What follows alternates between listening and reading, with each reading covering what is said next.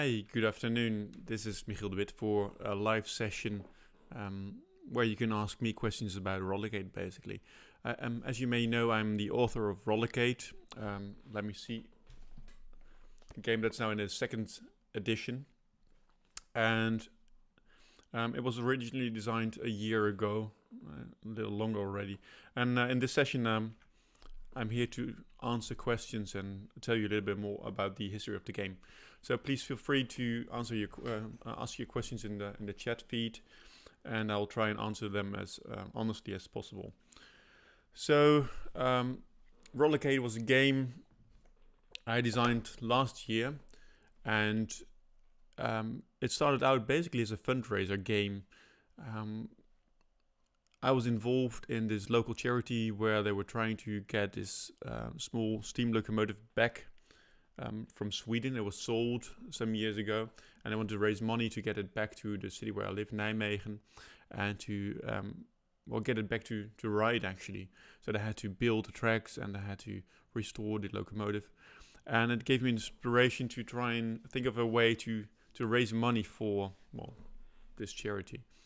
And it started off as, a simple idea where I figured, it would be really nice to design a game because I love designing games. And it would be really, really nice to somehow involve this locomotive in it. So I started sketching, and at some point I figured it would be really nice to get a miniature of this locomotive in some way in this game. So I started talking with a white metal caster and see what he could do, and in the end I had this idea to actually have a miniature locomotive cast and use it as a play figure for the game. And at the same time the game was developing as well, and it turned into something really quite fun, to my surprise I would almost say, because it was intended to be a fundraiser at first, and it's turned into something more, which is why at some point I decided to make it into a Kickstarter campaign rather than just a fundraiser for this local event. And on Kickstarter I was surprised by all the attention the game got actually. In the end we had more than 1,000 copies of the first edition made, and a lot of them actually contained this white metal train, which made us think what to do for the future. And I got into contact with quite some nice people during the Kickstarter campaign, amongst which Daniel Toykawa.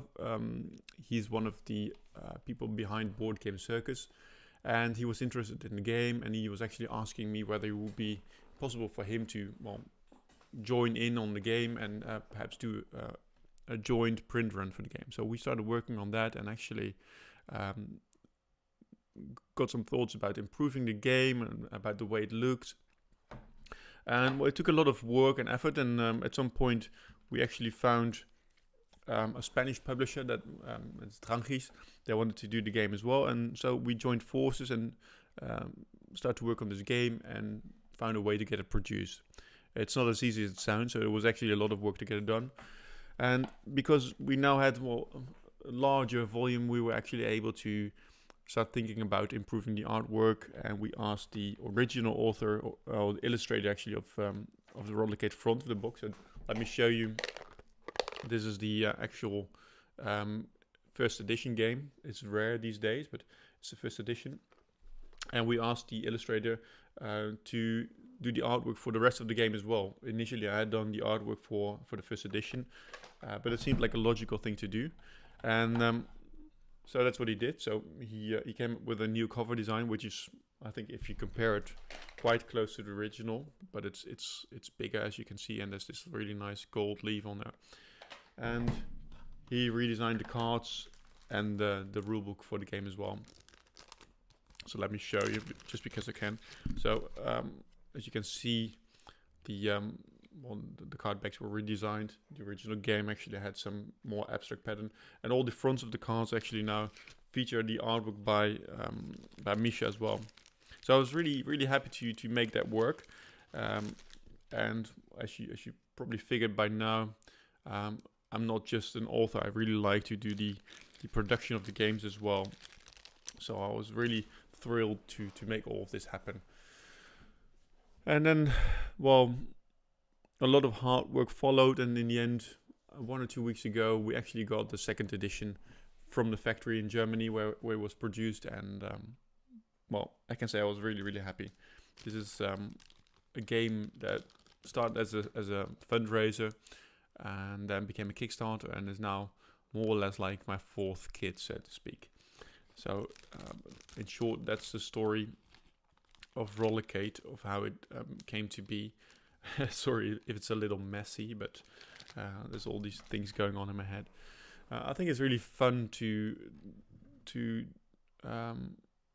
tell you how the development of Rollecate started. I'm sorry, I'm going to take a sip of coffee now. Just been lunch hour. We started off by basically printing some. Well, I had this idea in my mind of a game with tracks. I wanted to do tracks because it was about a train, and connecting tracks because I felt it was appropriate for the theme, and I really like tile laying games. And that's why I decided just to go and print some cards. I made cards like the bridge card size, and I made some square cards in the first editions as well, iterations. And I just printed them, put some tracks on there, experimented with switches and crossings and that kind of stuff. And I just started to play this game without any rules, basically. I just put some cards on the table and figured what would make this more fun. And I think that was a really nice approach because there were no preset ideas of what the game should be like. Just this idea of I would like to make it with cards and tracks on them and just see what happens. And it slowly evolved because if you just put some cards on the table with tracks on them, especially if they're white and white cards and black stripes, nothing fancy, no theme at all, the game won't be much fun. So the first thing I really wanted to do was to try and see how I could make it more fun. And I just experimented a lot. It was a very iterative process, really. So there was no plan or no preset idea. I just added some numbers on the cards, and actually they're still on there, so you can see on every corner of the card is this number. And I just decided to add numbers and see if I could make that in some way work to get the game more interesting. And I tried all sorts of different ways to do that, and I didn't really know what the numbers were meant to be, but I felt like it could be points, for instance, or it could mean something about the velocity of the train. There were a lot of experiments, and in the end, the points became a lot of things at once, basically. At some point, it came to me that it would be really nice to have a train that would actually derail if you would go too fast, and the points on the cards would mean what speed the train was riding, and at the same time, the points would also be penalty points. So I had to work out the details, but after a while, I found out it would be really interesting to have a game where you actually build tracks and deconstruct tracks alternatingly, which is, well, if you know the game, that's how it turned out. So this is probably a good point in this whole monologue to tell you more about what the game is actually about. So what we, and I say we because there was a lot of testing involved in this phase with people from my game group and just with random people I asked to try this game. What we came up with was a game where you would build an initial track of 4 cards and then take turns to add cards to the track. So whenever it's your turn, you would draw 1 card and you would have 2 already. So you would have a hand of 3 cards, and then you would pick a card to add to the track. And there's some basic rules, but basically you just have to make sure it's a pretty track and the numbers have to connect in a certain way. And as soon as you've added your track, you can roll the dice, and there's 4 dice in this game. The second edition are really pretty wooden dice. The first edition was acrylic. You roll the dice, and whatever number of wheels show up indicates the number of steps your locomotive has to take, and it will always move forward. So if you put a card at the end of the track, the train will move towards it. And if there's not enough track left, then of course it will derail, and it will mean you have to take penalty cards. And the penalty cards you take from the end of the track, so that's a bit of a twist. So you build the track, and then when something goes south, you have to deconstruct the track in the same manner. So you take the cards from the back, and those will become penalty cards. And the penalty cards will go on a pile, and in the end of the game, you count the points, and the winner is the player with the least penalty points. So we played this variant for quite some time, and it was fun, and we tried to balance the number of points in the game, and it felt like it was enjoyable, but it missed something. It missed some, like what I would like to say, real choice, which is a real important thing in games. You have to have this idea that every turn there is something you can change. Well, can change your destiny, so to speak. So you have some influence on the game. I didn't want this game to be heavy or too thinky, but I wanted it to be fun and to give a real sense of, well, that there was influence you would have on the game. And because there's dice involved, I do like dice. It's just nice to hold, and there's some randomness from there. But dice can make a game too random and too much play it, well, like automatically. So you just put a card in there and you roll dice and you just see what happens, which is great for kids, I suppose, but adults don't like it so much. So we needed something more. This was a bit of a puzzle. And then at some point, I don't really know how it happened, but I decided it would be nice to get rid of your penalty points, because that felt like it hurt a little. There were these penalty points, and there was no real thing you could do to change that. And the way to do that eventually was to combine cards, which I think is a nice management thing, because if there's combining involved, you have to think about ways to do that and anticipate. It's not too complicated, but still it's something you have to try and do.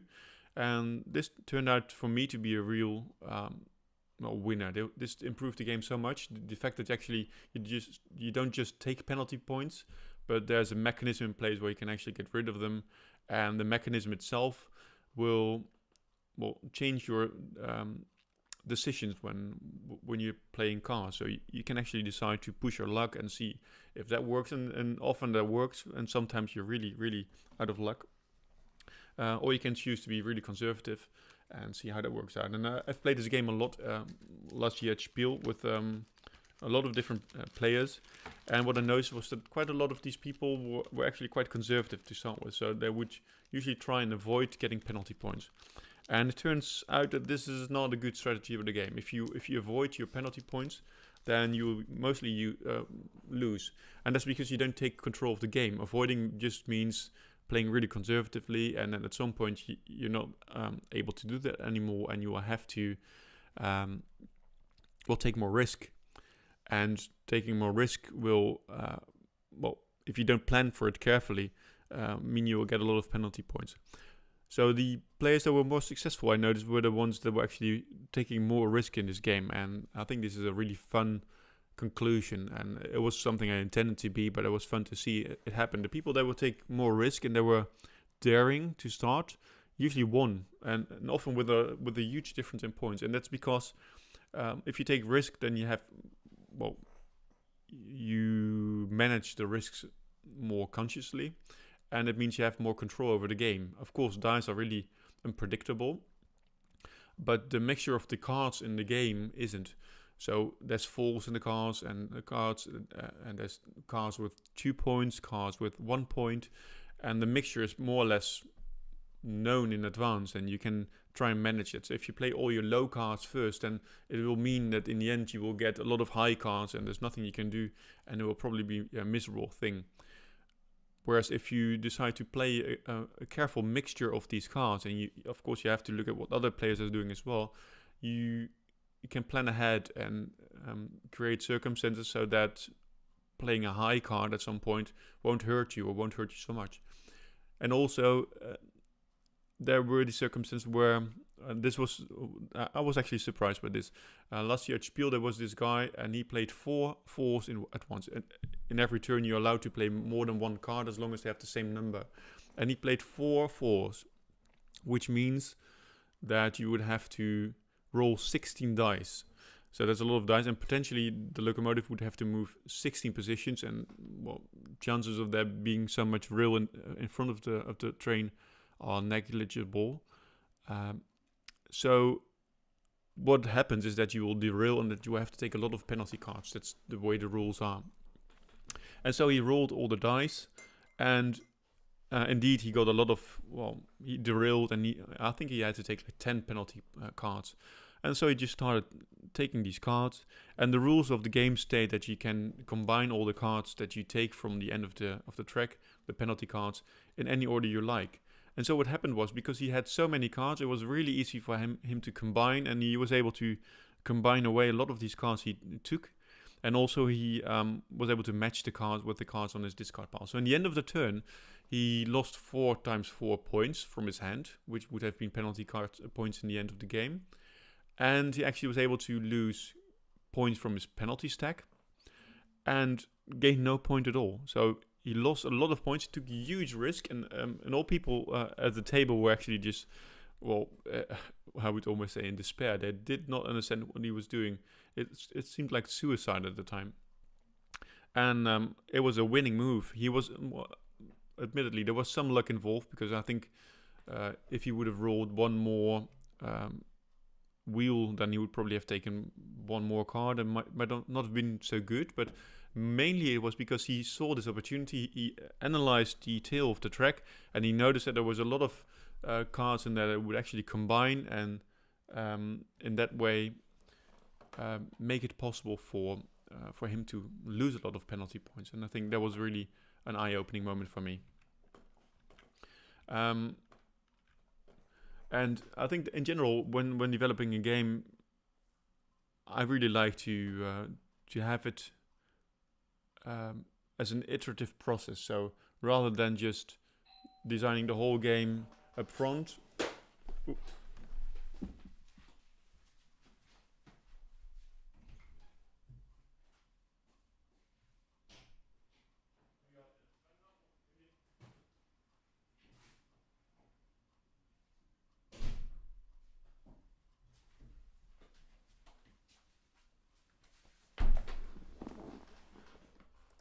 I'm sorry, that was an issue. Rather than trying and design all the rules up front, I think it's nice to just start and test a lot. And if you have good playtesters, they will voice their opinions during the testing, and they will teach you a lot. They will teach you what's good and what is wrong with the game.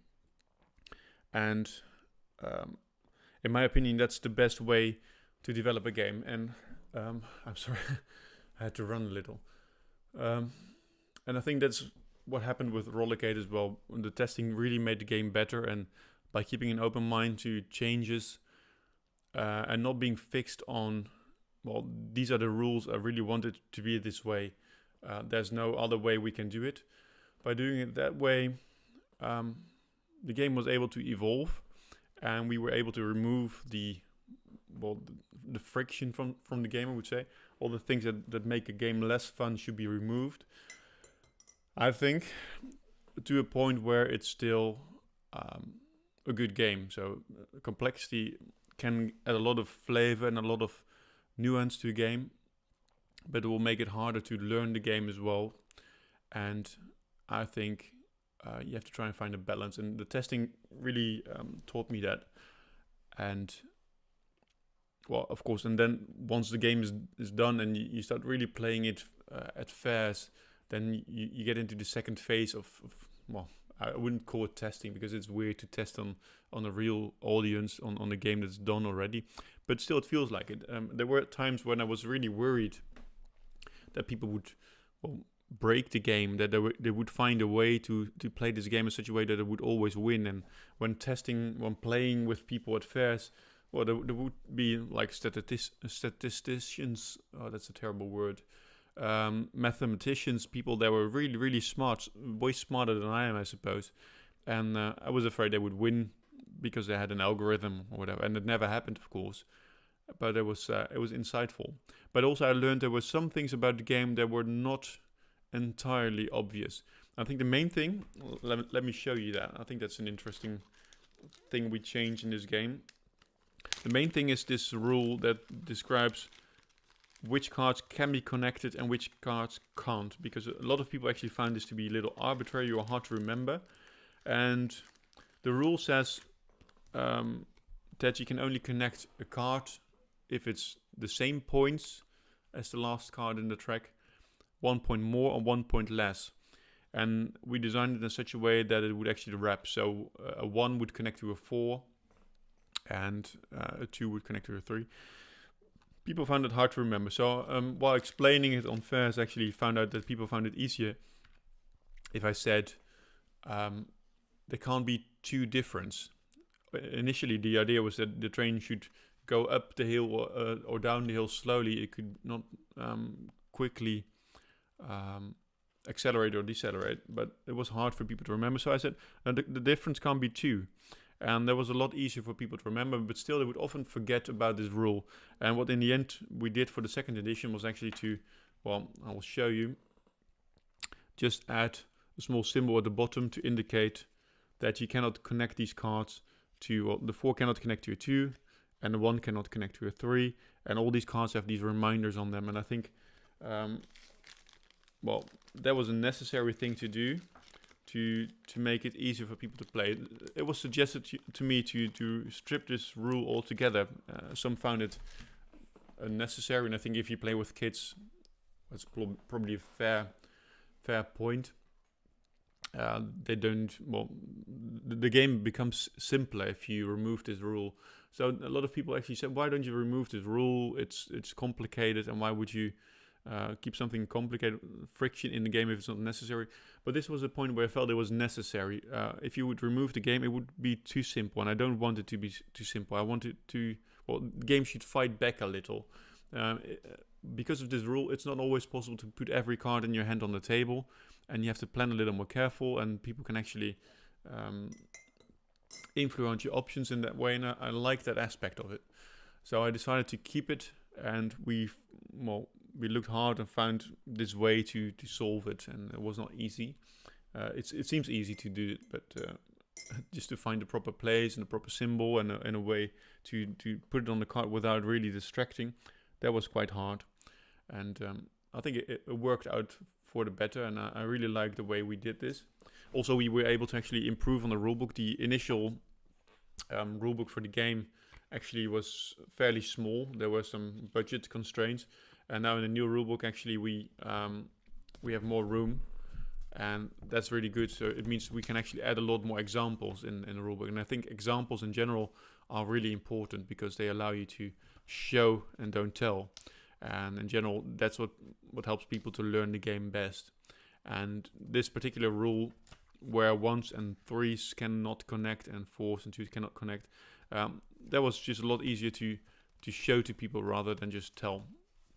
And it really helped to have more room in the rulebook to do that. And I think in the end, examples are not just useful to understand the rules properly in the rulebook, but they are really a nice way to get to know what a game when it's played looks like. So we try to get some real examples of what gameplay would look like in there, and that means that even without playing it, without putting the cards on the table, you will get this impression of what it will look like to play the game. And later on I work with others on other rule books, and we try to incorporate that thought in there as well, just to get proper illustrations and to know how important it is to show and don't tell. So I'm at this point I feel like I've been talking for quite some time, and I'm looking around to see if there's anyone with questions. If so, well, please put them in the chat channel for this YouTube video, and I will try and answer them as good as I can. I guess there's a lot of questions, but I'm not sure if there's a lot of people willing to ask them. I think a final thing I want to say about designing this game is that the process for me was fun. It wasn't tedious. I think it should not be tedious, but I'm not sure that this approach would work for bigger games. This is a small game, so it's a light game. You could probably call it a family game or a core game. One game will just take like 15 minutes to play. So that means that play testing can be done relatively easily. You can play 3, 4, or 10 games in an evening if you're willing to preemptively end a game. But if you would have a game like, well, this new Civilization game, which would probably take like 4 to 8 hours to play, or even longer, I'm not really sure how you would go about testing those, and I'm not really sure if they would be as much fun to test. I think there's probably more you would want to try and get fixed in advance. If all of these issues come up during gameplay, well, just imagine you're playing this game, you're 2 hours in, and then there's this really big issue that shows up that you actually that's been nagging you for about an hour already, and that just emerges in some situation as a big issue. And then, well, you can try and fix the game in place, which I've done with Rollecate at some occasions, where we would decide, well, we're just going to remove these cars because they're no fun, or we're going to change the rules slightly. This is not allowed anymore. If you're 2 hours in a game, people may not like that. They may have decided on a strategy, and if you're going to change the rules, even though people will know that you're of course play testing the game, people will probably not be amused, and so I think that's something you cannot do without getting into big fights, unless people are really, really adult about it. But I think, and that probably goes for most of us, once we start playing, we are playing, and it's really hard to mix this mode of testing and playing, and at some point you just have to admit that you're not just testing anymore. You're actually just playing a game and you're having fun, or you want to win, or you don't want to lose, or all these aspects come into play.